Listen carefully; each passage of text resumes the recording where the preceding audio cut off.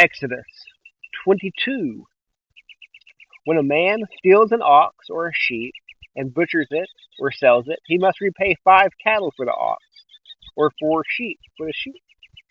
If a thief is caught in the act of breaking in and he is beaten to death, no one is guilty of bloodshed. But if this happens after sunrise, the householder is guilty of bloodshed. A thief must make full restitution. If he is unable, he is to be sold because of his theft. If what was stolen, whether ox, donkey, or sheep, is actually found alive in his possession, he must repay double. When a man lets a field or vineyard be grazed in, and then allows his animals to go and graze in someone else's field, he must repay with the best of his own field.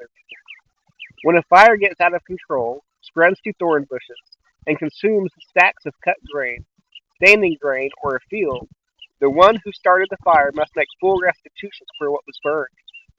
When a man gives his neighbor valuables or goods to keep, but they are stolen from that person's house, the thief, if caught, must repay double. If the thief is not caught, the owner of the house must present himself to the judges to determine whether or not he has taken his neighbor's property. In any case of wrongdoing involving an ox, a donkey, a sheep, a garment, or anything lost, and someone claims that's mine, the case between the two parties is to come before the judges. The one the judges condemn must repay double to his neighbor. When a man gives his neighbor a donkey, an ox, a sheep, or any other animal to care for, but it dies, is injured, or is stolen, while no one is watching, there must be an oath before the Lord between the two of them to determine whether or not he has taken his neighbor's property. Its owners must accept the oath, and the other man does not have to make restitution. But if, in fact, the animal was stolen from his custody, he must make restitution to its owner. If it was actually torn apart by a wild animal, he is to bring it as evidence. He does not have to make restitution for the torn carcass. When a man borrows an animal from his neighbor and it is injured or dies while its owner is not there with it, the man must make full restitution. If its owner is there with it, the man does not have to make restitution. If it was rented, the loss is covered by its rental price.